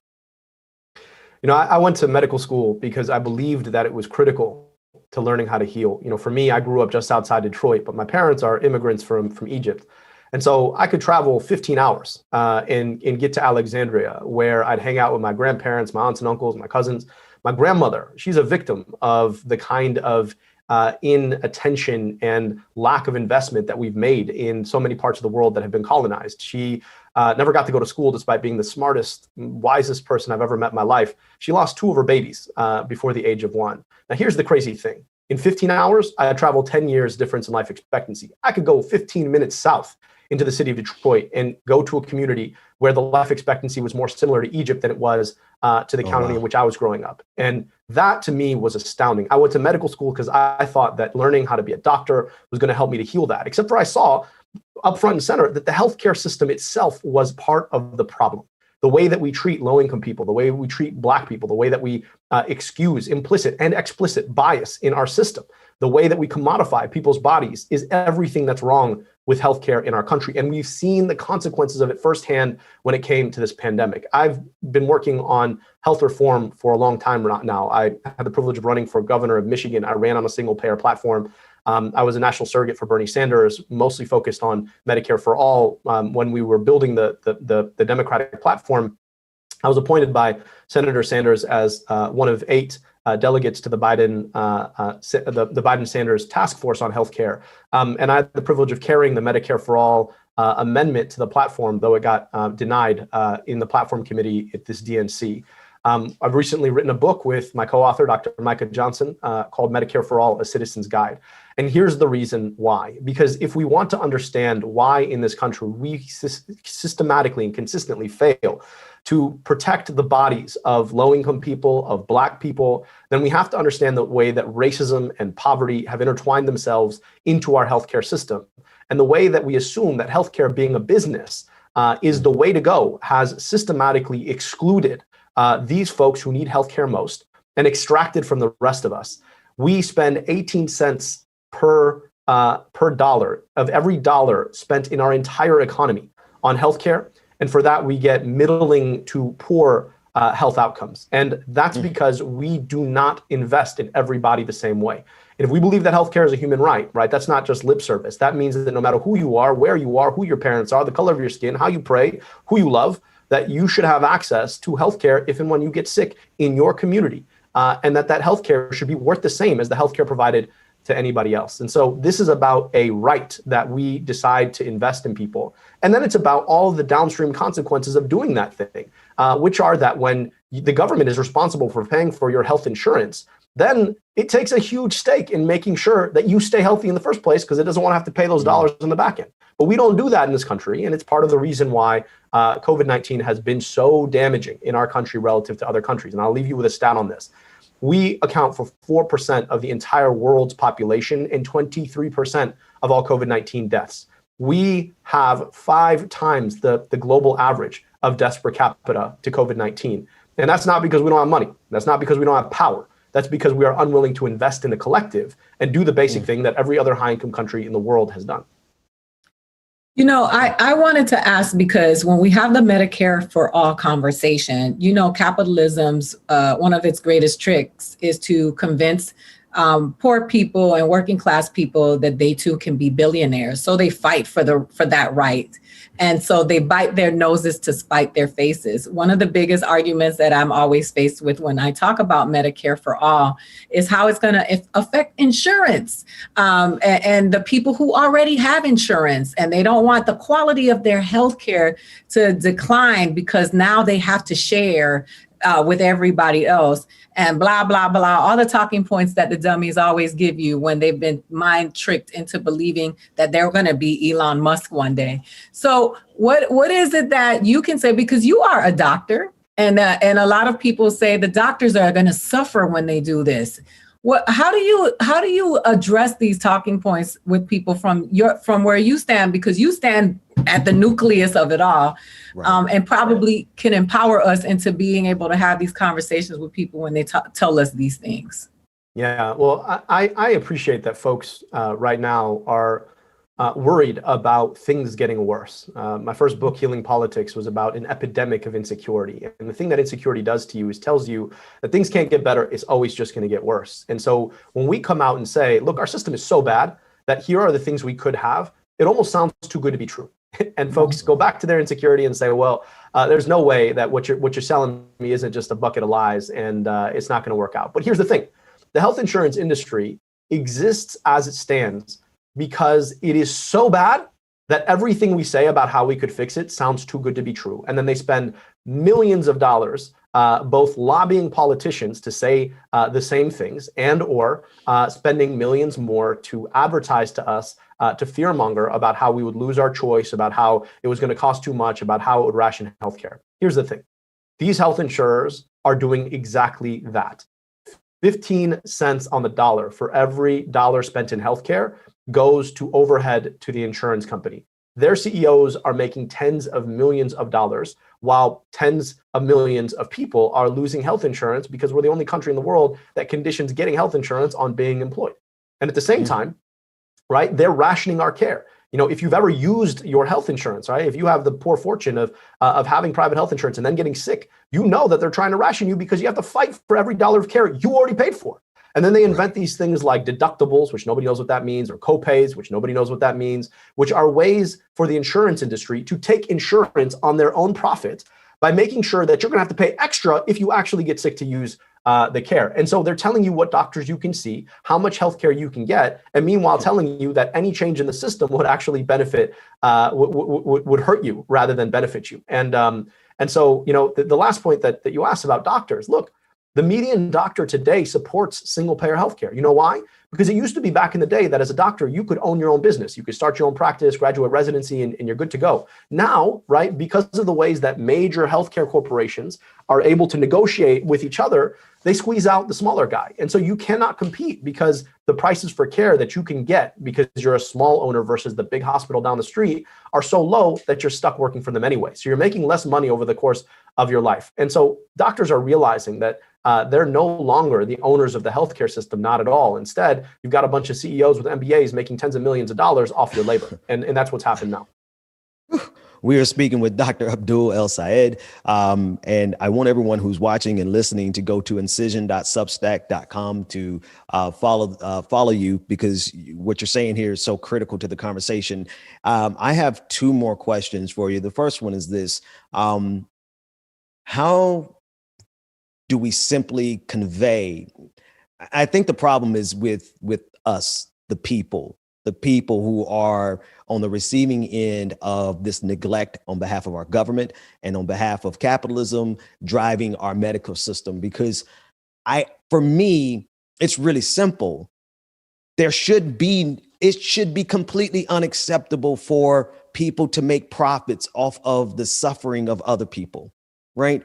The fact that there are middlemen in this conversation in the first place and shareholders in the middle of this in the first place, and the profit motive when we're dealing with people who are struggling with COVID, we're dealing with people who are struggling with cancer, right? We're dealing with people who are struggling with diabetes, HIV, leukemia, like just like we're talking about an entire industry that has the greed of humanity at the center, profiting off of people who are dealing with the most painful times of their lives.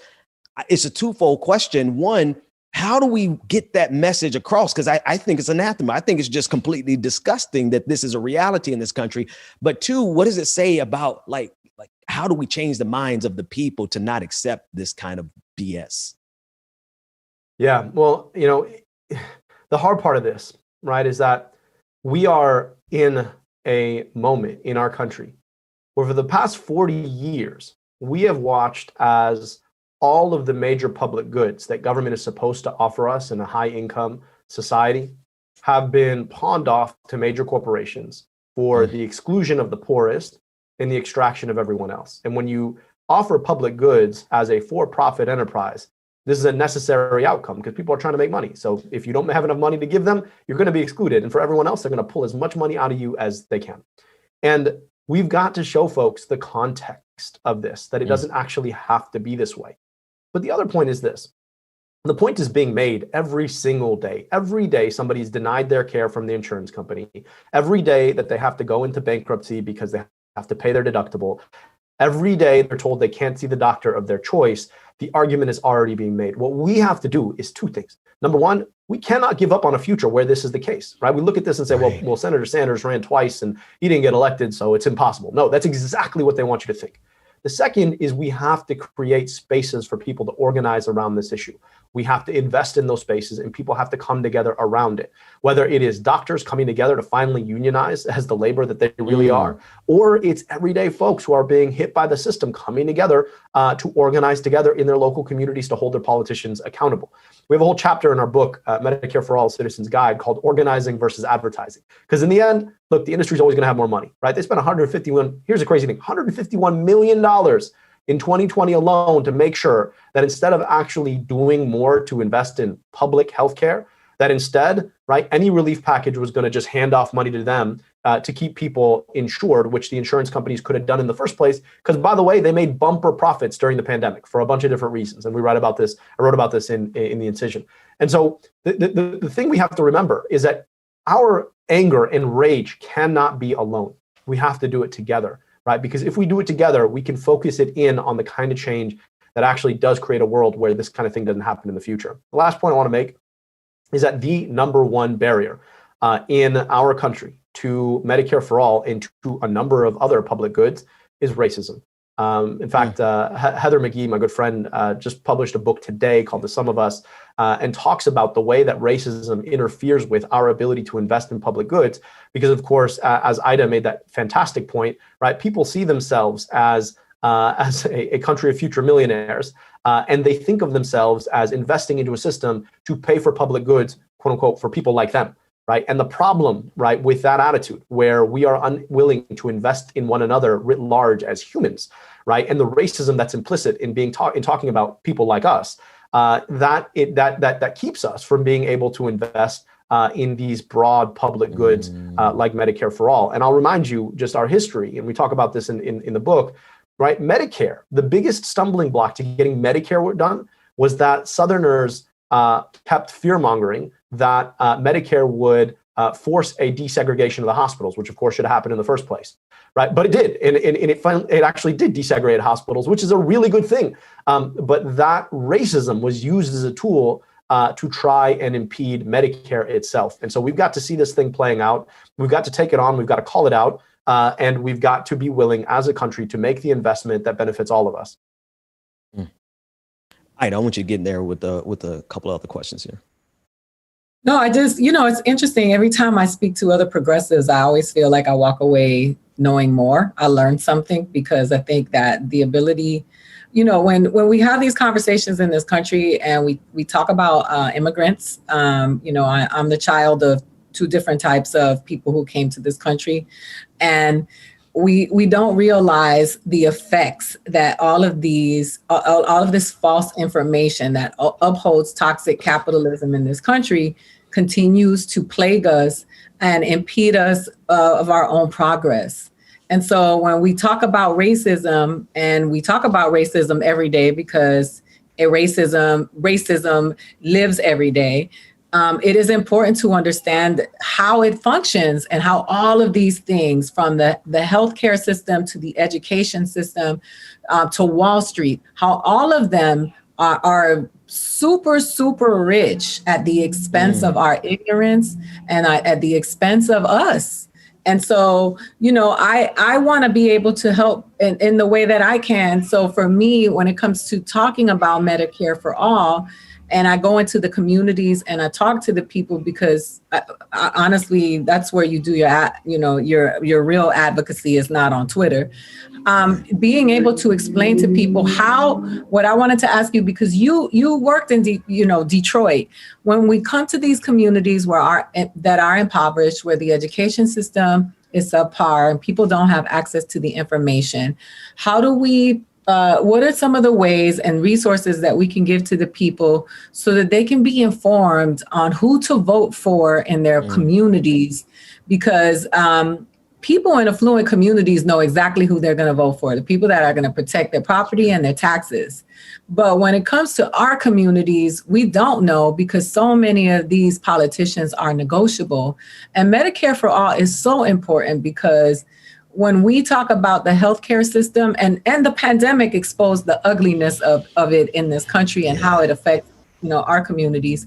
What are some of the resources that we can use to help people understand why it's important to really find out these politicians who are not working or misappropriating funds on their behalf? Yeah, that's a really, really important point, Ida. I'll say a couple of things about that. Number one, I often think that folks have it so hard. I mean, the consequences of racism, they rob you of so many of the dignities and the opportunities that when you and people like you, because of the nature of our segregation, face the same experience, it leaves you thinking this is just how life is. And unfortunately, right, that's the thing, is that it's not how life is. It's just life is for a group of people who've been systematically marginalized and oppressed out of basic access to the resources that so many other people take for granted. And the thing we have to be able to do is be better at helping people connect their lived experience to the system that created that lived experience, right? Because people, it's not necessarily that people need information. It's just that people have that experience, and our job is to connect that experience to that information. And I think when folks see that and they can map the things that they have to go through every single day to the choices that are made by powerful people in spite of them, I think it makes the work clear and obvious. And then we have to have a very clear place where folks can go to become a part of that work, right? And become a part of that organizing, even if it's just 5, 10, 15 minutes a day, right? Being able to be a part of the movement to build power on behalf of Black and brown communities in this country. The second point is the point that you made about politicians, which is a really important one, right? And unfortunately, a lot of the mistake has actually been on the part of the progressive movement. I hear all the time that you can't organize in lower income communities and Black communities, and this is usually said by well-meaning, if completely mistaken, white progressives. And I just think it's important for us to call out the way that racism sometimes it wraps itself around our most benevolent aims.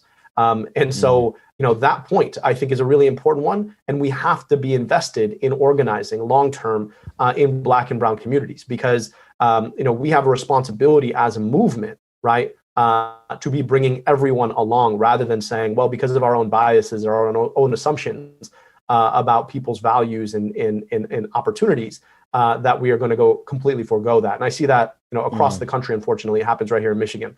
And so, the progressive movement collectively has to be real thoughtful about the way that racism plays out in the kind of decisions that we make about advocating for people. Because in the end, if we don't center the people who suffer most from the system that we're trying to change and revolutionize, then we're failing the point. Dr. Abdul El Sayed, thank you so much for joining us. And I do want to just say again, everyone who is watching or listening, I want you to go to incision.substack.com and register for his Substack so that you can continue to get this wonderful information. And we appreciate your time this morning. Hey, thank you so much for having me. And I really appreciate a great conversation. Pleasure is ours. James, take us to a quick break. When we come back, I have a lot of questions for Aida Rodriguez before we get out of here for today's episode. So give us some music and we'll be right back with more Like It or Not after this.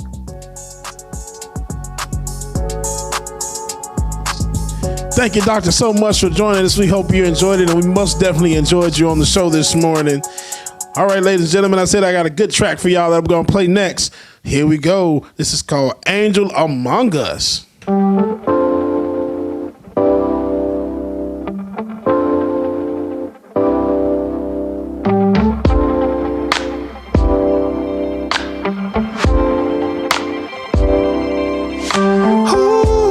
baby, it's like the world is is on our side. Nothing can bring. Shout out to everybody that's in the chat room. Make sure that you hit that like button, share, comment, subscribe, so you always know when the morning trap is going down, y'all. Baby, when we're together, you and I, your touch sends chills down my spine. Avana G, I love y'all too. Appreciate that. Real 88, what's going on, sir? Take me away, girl, to a new level. It's heaven on earth, on earth. I found an angel. I found an angel.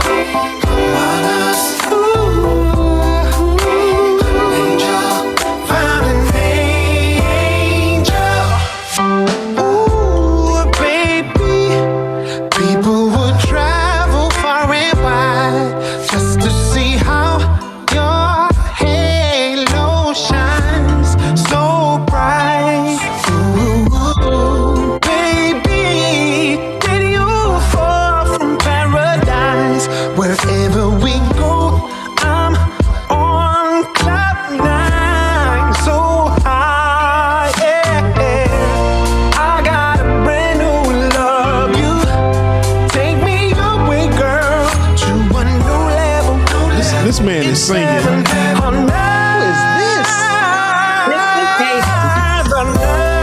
Vincent Vega. I found an angel.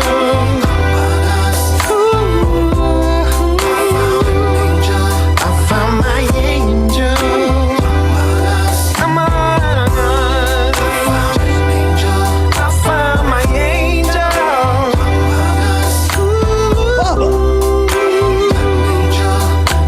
I know, Ben. I know. This is good stuff. Man, when I heard this one, I was just like, goodness, wait a minute, the bridge. Away, girl, to a new level.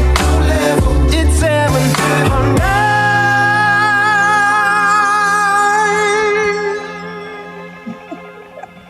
On earth.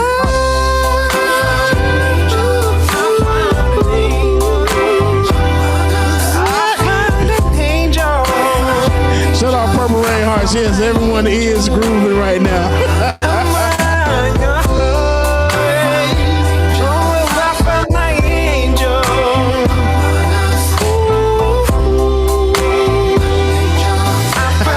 Somebody said this that stink face you make when you hear something.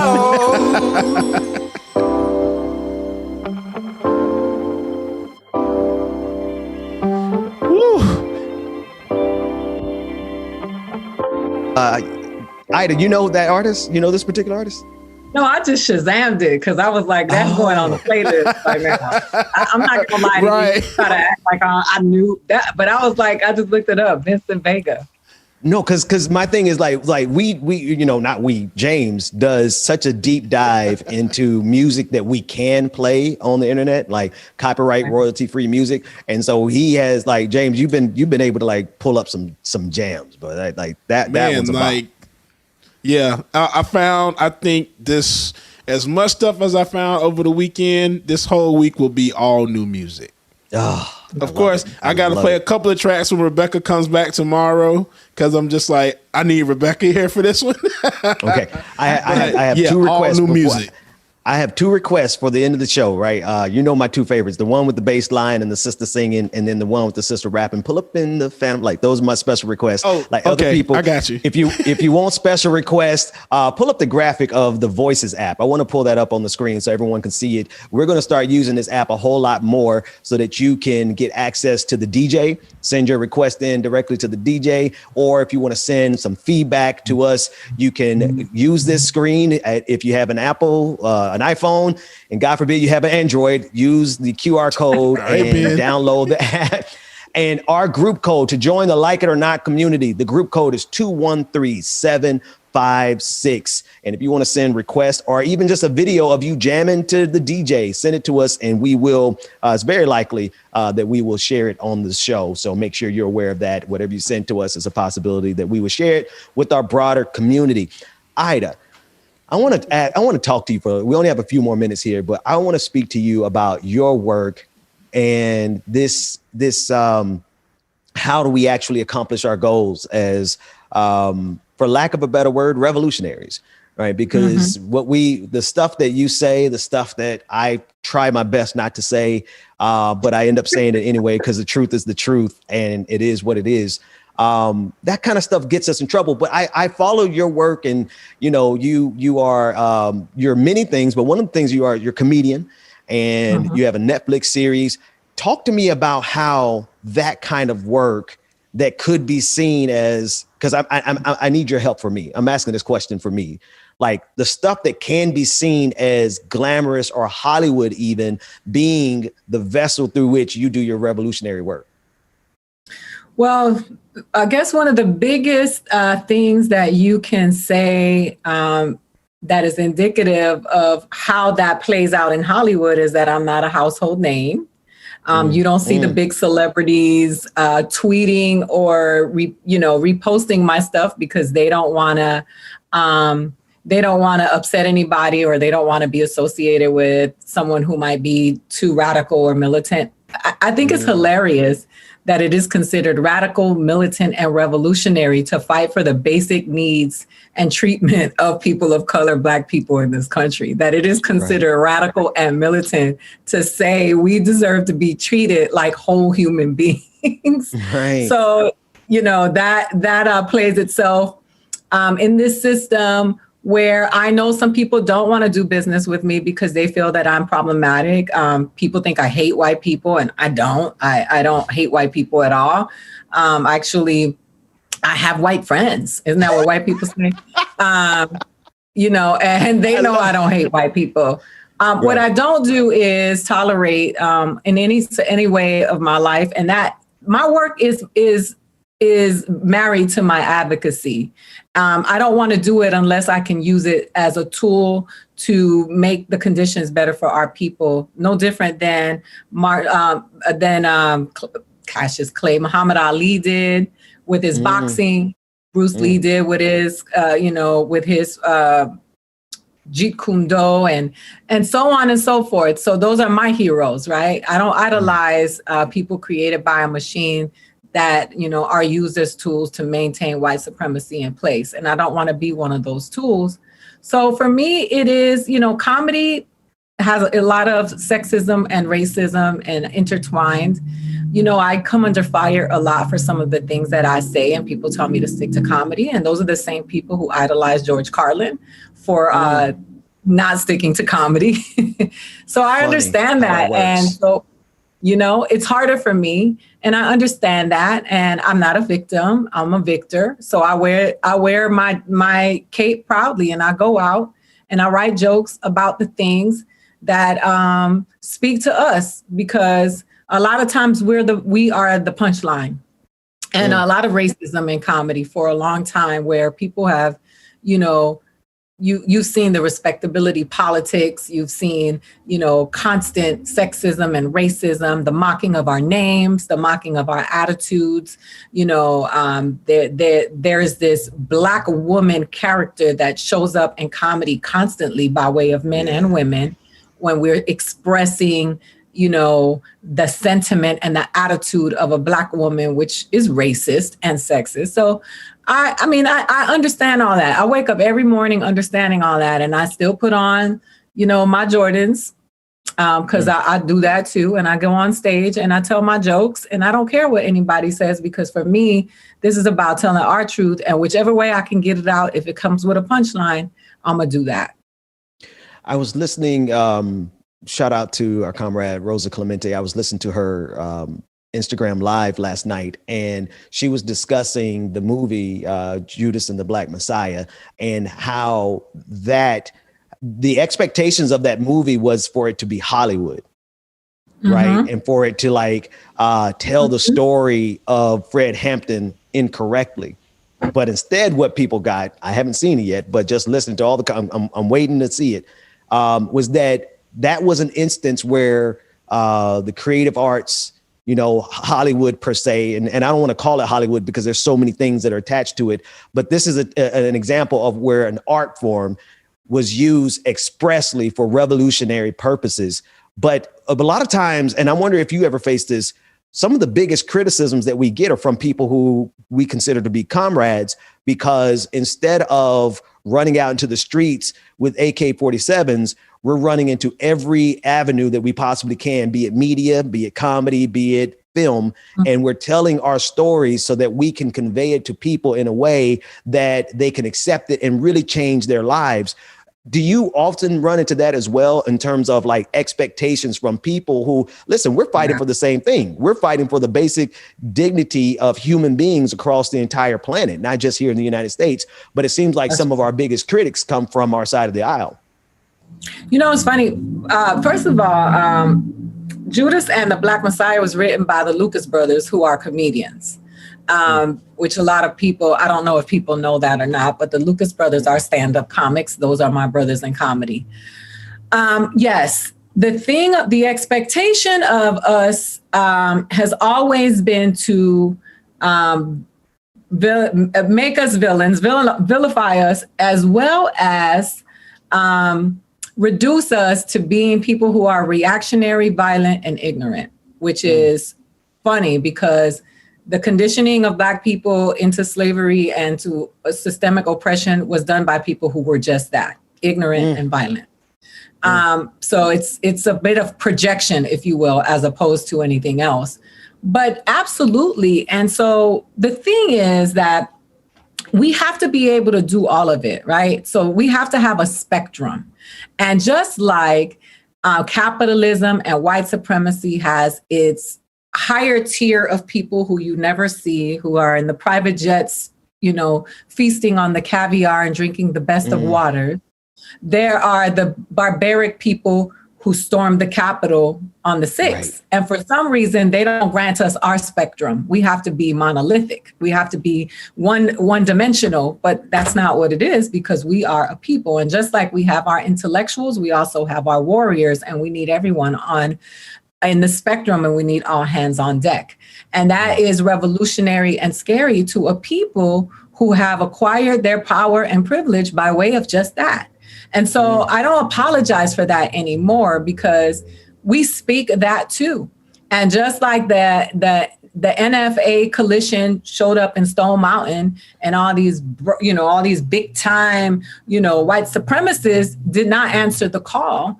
I was proud of that. When I saw the TV show, I forgot the name of it, on HBO with Journey and oh God, I can't believe I woke up too early this morning. But you know what I'm talking about. Lovecraft Country.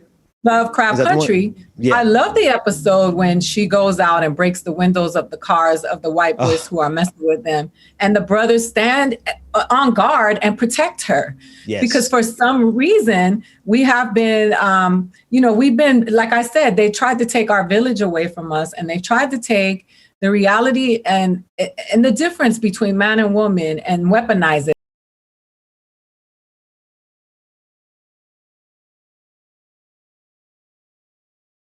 When we talk about, art, it is important to see how it affects us, because just that restored in me the love and affinity that I have for the relationship between the Black man and the Black woman, and how we have to, stand, watch, and guard over one another. I just think that it is important to understand that white people don't get to tell us how we're supposed to behave, how we're supposed to express our art, how we're supposed to rap, how we're supposed to sing, how we're supposed to move, how we're supposed to react to our own oppression. They don't get to tell us that, and we have to get that out of our heads.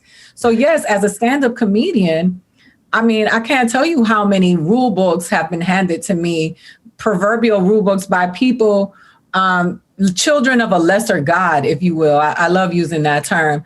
How are you going to tell me who I'm supposed to be when you don't even know who you are? Like, who are you to tell me? You are only who you are because a system that benefits from telling you that you are what you are is in place. It's not because it's built on anything real. You don't get to kick it with Donald Trump in the private jet. You know what I'm saying? Jeff Bezos is not asking you to go to Ibiza for the private party. You're not feasting on the best of foods. You're drinking contaminated water and paying for it.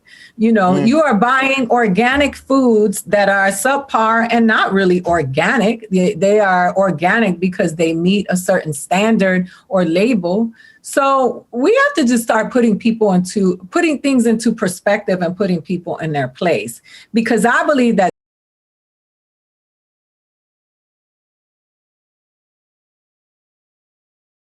side and say, let me talk to you, Maji, because we need to have this conversation, because I don't think you're really understanding. You're not picking up what I'm putting down. And the truth of it is that, yeah, you have a better life than me. You're welcome. That was my great grandmother's work. You're welcome. Yeah. You know, and so I take that with me everywhere I go. I don't leave it when I'm in the Hollywood rooms. I don't leave it when I'm on stage. I'm never going to leave that wherever you go. I love it, Mom. Speaking of Lovecraft Country and how it affected your perspective of the relationship between black men and black women, my favorite episode was when Hippolyta realized she was a goddess. And I'm absolutely, like, yeah, that's how. And the part where she realized, or her husband realized, that he had been minimizing her and not letting her shine. And the solution in the entire story arc was when that black woman could shine, right? That's my testimony right now. Yeah, I've got some of the dopest friends in the game. Aida Rodriguez, like anytime you want to come on and anytime I can come on your show, just let me know. I want you there every week. What you talking about? Hey, okay. Hey, I tell you what, send me an invite. I bet you I'll be there too. I'm going to send you another invite. But June, I do want you to be in New York on the weekend of June 9th is the date from my HBO Max special. And I want to be in the house. I will try. Let me see if I can line up and get this vaccine first, and then I'll be more than happy to be there. Yeah. Let me get that vaccine, and you already got. See, I already hate flying, and I hate COVID. So you trying to ask me to get on a plane during COVID and fly? I will be there even if I got to drive and get the vaccine. So that's it. Right. James, Aida Rodriguez. Actually, I know we put your information up on the screen a couple of times. Well, what is the best way you want people to get up with you? They can tweet me at Funny A.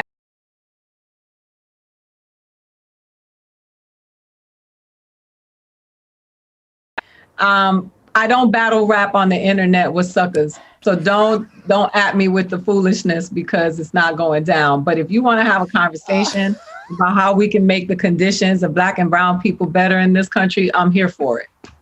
I love it.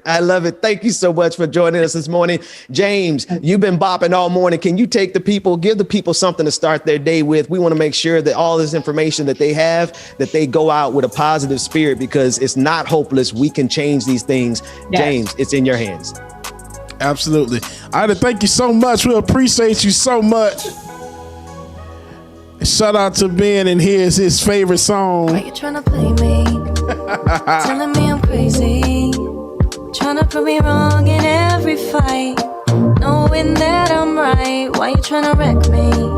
Shout out to everybody in the chat room that joined us. We appreciate the love, y'all, and support. Make sure that you hit that like button, hit that like button, and make sure that you share, comment, and subscribe, y'all, so you always know when like it or not, it's going down. Because like it or not, we gonna be here. Hey. I love you. Why can't we just match the two? Why we get so mean? Light the match, I'm kerosene. We're fire. Oh, baby, we're fire. Feed the flame. We're fire.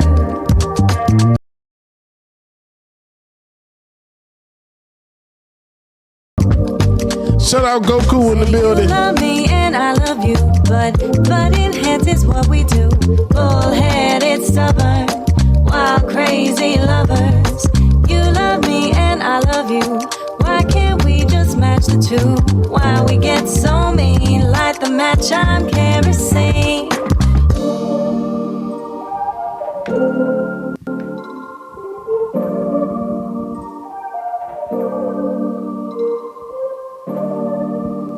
Shout out Chuck Diesel. Shout out Brenda. We appreciate the love, lady.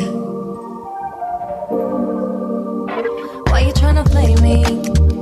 Telling me I'm crazy. Brand, Bubba Love is in the building. On the other side of me, always cross-examining. Don't you think it's silly?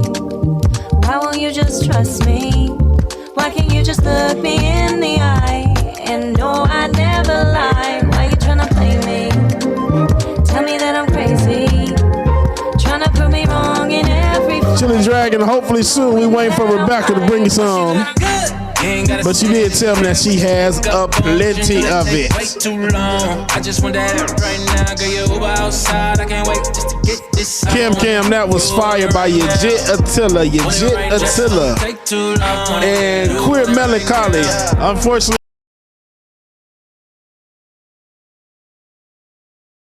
page DJ X3C and download some good old mainstream music. Hey. Known to get freaky in the night. When she hit the room, you know it's on sight. And she all on my type. And you know I don't like to wait, no. But she look good. You ain't gotta stand in the mirror with your makeup on, cause you know that take way too long. I just want that right now, girl. You Uber outside. I can't wait just to get this on. You want it right now.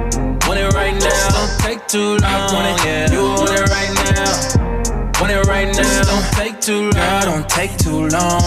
I've been waiting on you to pull up. Girl, I know you got a man, but he can stay at home. He don't need to be around when I'm taking you down. Damn, that drink too strong. We could roll up. Now, baby, just hold up. Say you got a friend, bring it in. We can do what you wanna. I know you need it. Not to sound conceited, but girl, I complete you. I don't wanna wipe you up, no. But she look good. You ain't gotta stand in the mirror with your makeup on, cause you know that take way too long. I just want Sugar Booger, be safe out there shoveling that snow. Leo Gang. Want it right now. Don't take too long. It was just a misunderstanding. Chili Dragon, I appreciate you. You waited in the rain for hours, and I couldn't say the right things. No, I checked your number twice, then I left is best. Thank you for the love, so peace out. you know that, yeah, everything about you makes me smile. I wanna be your best friend, your best friend. I wanna be Cam, I appreciate the love. You don't understand. Shout out again to Aida Rodriguez. We appreciate you, man. We love having you on the show. Definitely gotta come back. Love is all around, so baby, what's your hurry? All day, I forgot. And if you feel so inclined to tip your DJ, that is me, myself, and I. DJ exclusive, y'all. You can at DJ X3C on Venmo and Cash App. DJ X3C on Venmo and Cash App, y'all.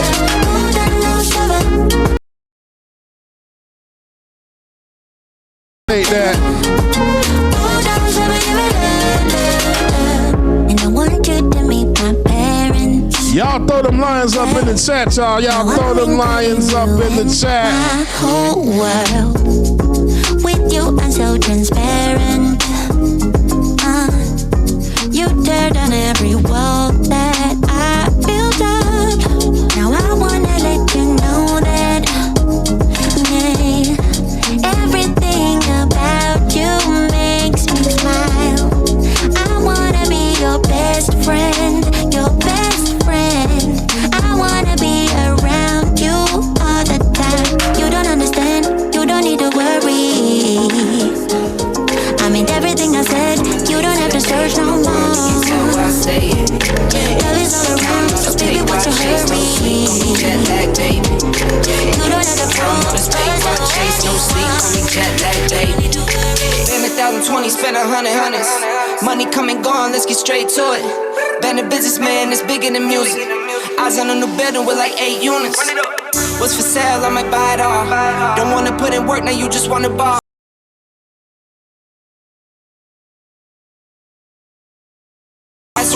For me, it's always been a cash route, back route. Spend some money, switch a piece of cash. Make sure you download the Voices app. Make sure you download the Voices app, y'all. And make sure that you search using our code 213-756. Again, 213-756. That way you can send us pictures, videos, messages, whatever you need to, y'all. And we can get it played on there. So make sure you download the Voices app and get Like It or Not anytime, y'all. Real life, you're ballin' 2K.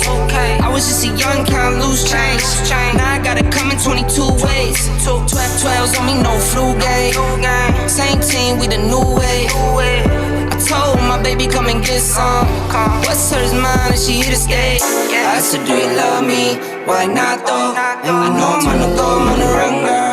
For the money, I'm about those. And no, I'm not from I like getting money, I got time to get it. Target on me, so my car's attention. Busy with the devil, I don't bargain with it. I was in the dash and the stick is with it. And I hit the 4-5 on the west side.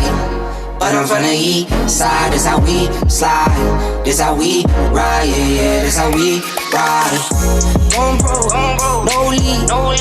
Make it easy like 1, 2, 3. Go, on 3, 2, 1. I fly till you can't see me. Swish, yeah. Darling, from the first was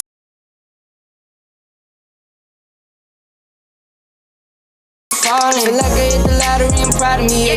No one baby proud of me, so I throw pride away. She know I stuck to the plan and I stayed out the way. Now we're spending no money, never touching the bank. Just for me the game and I'ma get it done. Don't do it for fame, do it for the ones. Ace with the dog, my damage my lungs.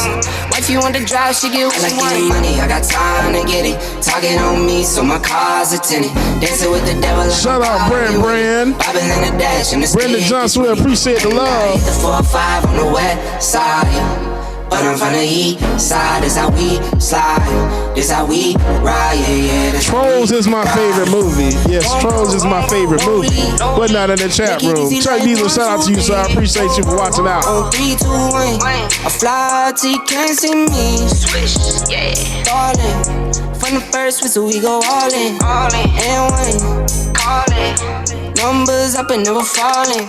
All right, ladies and gentlemen, that is gonna do it for your boy James Bubba Williams. Better known as DJ Exclusive. Unfortunately, corporate America is calling my name and my phone and my email. So yeah, had to go handle that. But y'all, as always, we appreciate all of the love that you give and the support, y'all.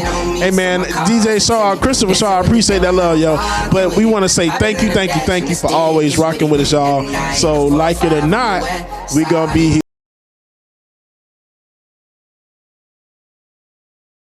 And always know when Like It or Not is going live, y'all. As always, we love you, we mean it, and we will see you in the morning. Peace out. Mwah.